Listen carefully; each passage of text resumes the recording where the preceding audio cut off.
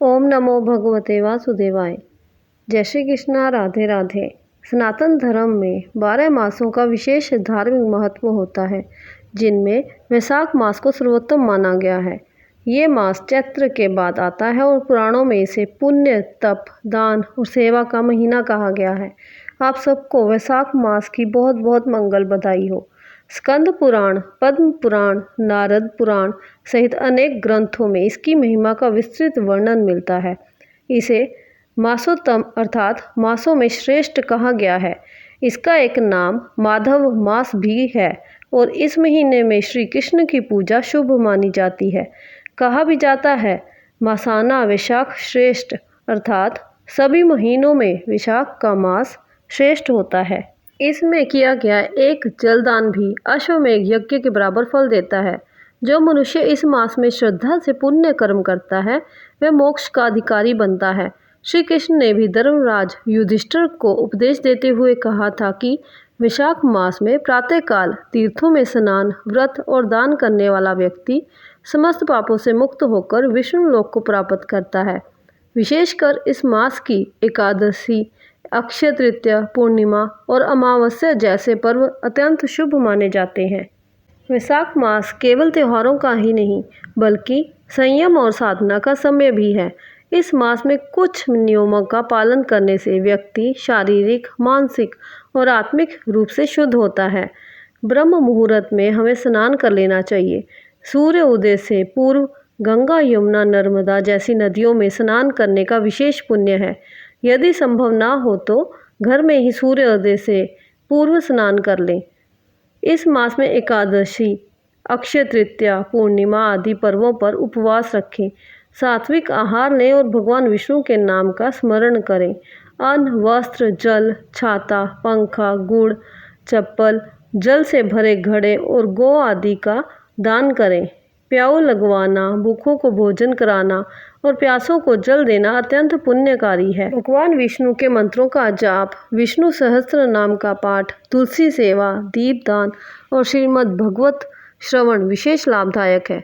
ब्राह्मणों को यथाशक्ति भोजन कराएं, दक्षिणा दें, धार्मिक ग्रंथों का वितरण करें या धार्मिक आयोजन करें। वैशाख का पवित्र महीना रविवार यानी 13 अप्रैल से शुरू हो चुका है। वैशाख हिंदू पंचांग का दूसरा महीना है और इसका संबंध विशाखा नक्षत्र से है, इसलिए इसे वैशाख महीना कहा जाता है। इस बार वैशाख का महीना 13 अप्रैल से शुरू होकर 12 मई तक रहने वाला है।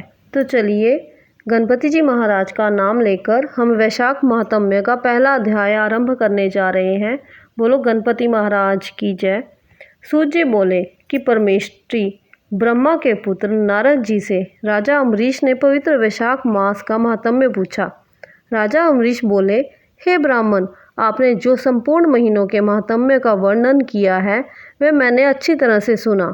सभी महीनों में वैशाख मास श्रेष्ठ है, अतः वैशाख का महात्म्य विस्तार से कहिए। इस मास में सब कार्य किस देवता को प्रसन्न करने के लिए करने चाहिए और कौन कौन से धर्म कार्य, क्या क्या दान, किस फल और उद्देश्य के लिए किए जाते हैं, जिनसे विष्णु भगवान को ये मास प्यारा है। किन वस्तुओं से भगवान का पूजन करना चाहिए, ये सब मुझे विस्तार पूर्वक सुनाइए, मैं अत्यंत श्रद्धा पूर्वक सुनूंगा। नारद जी बोले, हे राजन, सभी महीनों का महात्म्य पहले विष्णु भगवान ने लक्ष्मी जी से कहा था, वही मैंने ब्रह्मा जी से सुना है। सब महीनों में कार्तिक, माघ और वैशाख मास श्रेष्ठ हैं। इन तीनों में वैशाख मास सबसे श्रेष्ठ माना गया है। ये महीना माता के समान सब जीवों को अभीष्ट फल देने वाला है। इसमें धर्म, कर्म, यज्ञ, तप, स्नान और व्रत करना सार्थक है। इसके करने से सब पापों का नाश हो जाता है। इसकी देवता भी प्रशंसा करते हैं। ये मास विद्याओं में विद्या, मंत्रों में प्रणव, वृक्षों में कल्प वृक्ष, गौओं में कामधेनु, नागों में शेष नाग, पक्षियों में गरुड़, देवों में विष्णु, वर्णों में ब्राह्मण, प्रिय वस्तु में प्राण, मित्रों में पत्नी, नदियों में गंगा, तेजस्वियों में सूर्य, शस्त्रों में चक्र, धातुओं में स्वर्ण, वैष्णव में शिवजी तथा रत्नों में कौस्तंभु मणि के समान धर्म करने के लिए सब महीनों में उत्तम इस मास के समान विष्णु को प्रसन्न करने वाला और कोई महीना नहीं है। मेष की संक्रांति वैशाख मास में सूर्योदय से पहले जो मनुष्य स्नान करता है उससे विष्णु भगवान लक्ष्मी जी सहित ऐसे प्रसन्न होते हैं जैसे अन्न से सब प्राणियों को प्रसन्नता होती है। मेष राशि के सूर्य में वैशाख मास में प्रातःकाल जो मनुष्य उनका अनुमोदन करने वाला एक बार भी स्नान कर आहिनक कर्म करता है, या एक पग अथवा धनुष प्रमाण भी चलता है, या एकाग्रचित हो जो ऐसा संकल्प भी करता है, उसे निस्संदेह 100 यज्ञों का पुण्य 10,000 अश्वमेघ यज्ञ करने का फल मिलता है और वह संसार के बंधनों से छूट वैकुंठ धाम को जाता है।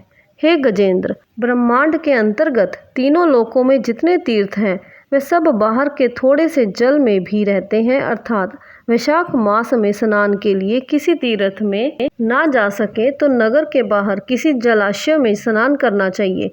यम की आज्ञा से शास्त्रों में लिखे पाप उसी समय तक गुजरते हैं जब तक मनुष्य वैशाख स्नान नहीं करता है। विष्णु भगवान की आज्ञा से वैशाख मास में तीर्थ आदि के अधिष्ठाताओं देवता सूर्योदय से कुछ घड़ी तक जल के बाहर मनुष्यों के हित के लिए ठहरते हैं।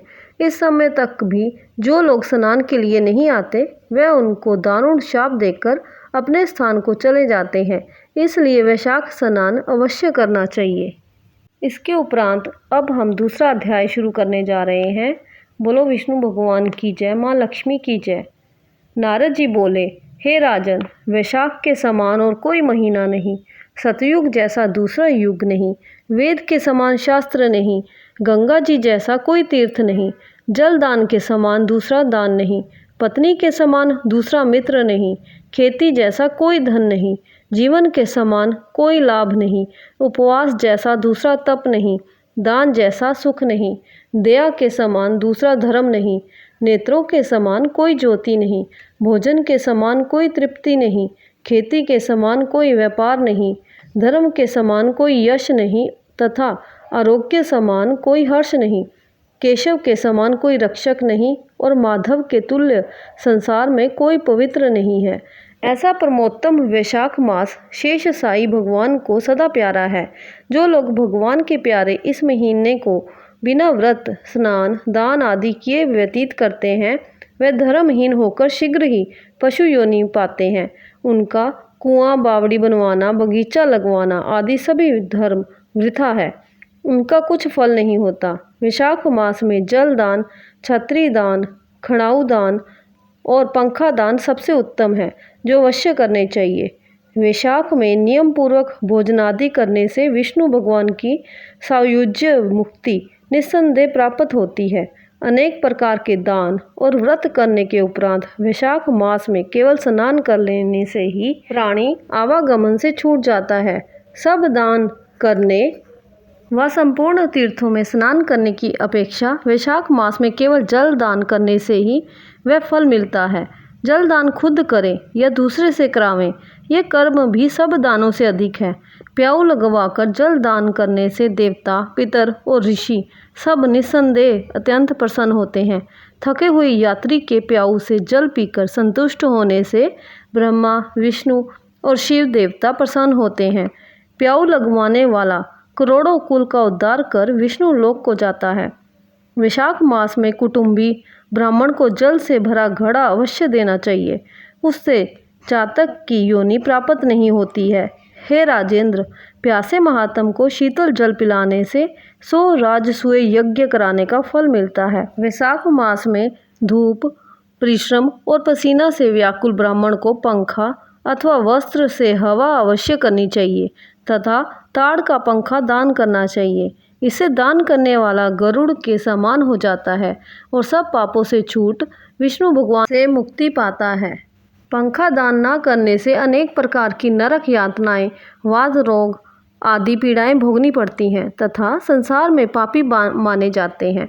हे राजेंद्र, आध्यात्मिक दुख की शांति के निमित्त वैशाख में छत्री दान करना उचित है। छत्री दान नहीं करने से छाया को तरसना पड़ता है और महाक्रूर पिशाच बन पृथ्वी पर भटकना पड़ता है। वैशाख में खड़ाऊ दान करना, जूता दान करना अति उत्तम है। इनका दान करने से पृथ्वी पर करोड़ जन्म तक राजा होकर अंत में विष्णु लोक प्राप्त होता है। दान न करने से संसार के दुख भोग कर नरक की यातना सहनी पड़ती है। जो मार्ग में श्रम को दूर करने के लिए विश्राम स्थल बनवाते हैं तथा जो दोपहर को अतिथि या ब्राह्मण को आसन देकर भोजन कराते हैं, उसका फल ब्रह्मा जी भी वर्णन नहीं कर सकते। अन्न दान भी अवश्य करना चाहिए। इस दान के समान कोई दान नहीं है। अन्न दान मनुष्य को तत्काल तृप्ति करने वाला है।